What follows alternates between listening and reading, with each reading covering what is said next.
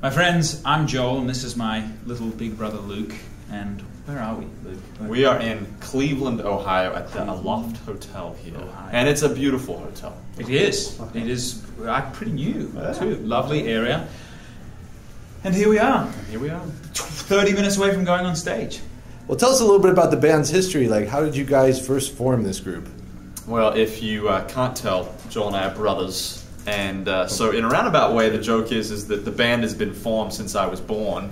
Yeah. So it started 28 years ago, but not really. I actually was in high school wanting to pursue sports.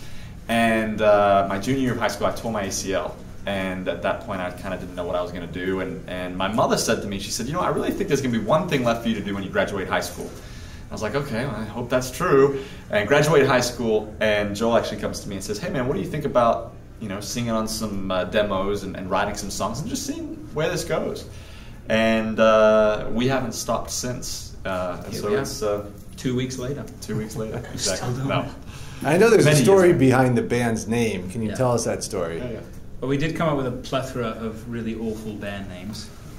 Save you the gory details. But ultimately, we were in the studio, as I recall, late one night, working on the record. And when you're coming up with a band name, every street sign, every newspaper article, it's all. We probably would have come to this hotel and been like, aLoft. Yeah, exactly. That might be a band name. Who knows? But we wanted something that had substance. We wanted something that had meaning and that sort of represented us as Australians, part of the British Commonwealth as well. So I walked in that night with the statement, "All the King's Men."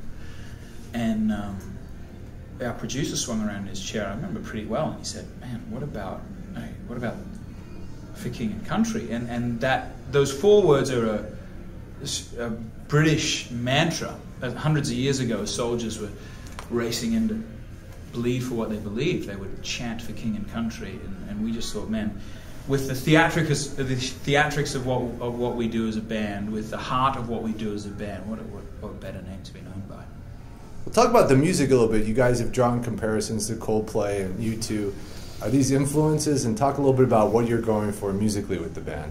I think you always try and create music that is entirely unique. But what happens is us as humans like to be able to attach certain descriptions to people. And I think when you do have people say, oh, maybe the music sounds a little bit like Coldplay or U2, we take encouragement from that because they're great at what they do. I don't think that we're all that similar, but they pour everything they've got into their music. And I think if the comparisons could be that of, those three bands, U2, Coldplay, and For King and Country, pour everything that they've got into their music, then I welcome being into that, having those comparisons, because that's what we try to do. We try to write authentic music that says something, that means something, that is real, and that's what I think that U2 and Coldplay does as well. One of my most kind of spiritual and awe-inspiring moments I ever witnessed, it actually was on the television screen, was when U2 played the Super Bowl the year after September 11th. So it was beginning of 2002.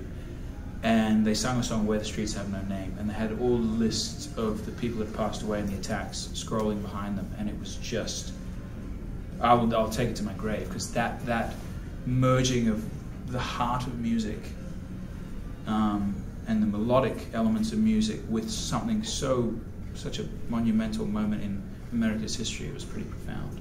There's a spiritual element to your music. Do you think of it as spiritual or religious or both? How do you think of that part of things?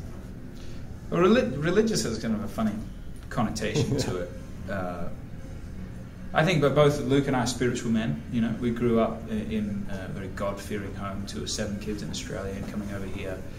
And I think, throughout the ages, if you look at the movement of music, has always been tied to some kind of spiritual overtone. And I feel like it is a spiritual expression of humanity. That they just, sometimes when you can't express yourself, you break into song, and dancing and all the rest of it. So, yeah, absolutely. And I think while ever For King Country is around, there will always be that side of it. even songs that I feel like aren't explicitly even spiritual. There's a song on our new album where Luke and his wife sings it called "Without You," about an illness that he walked through with he and his wife, and this sort of pinnacle moment where she came to him and said, "You just can't leave me here," fearing that he was going to die. And it's funny. There's something kind of moving and I would say spiritual inside that.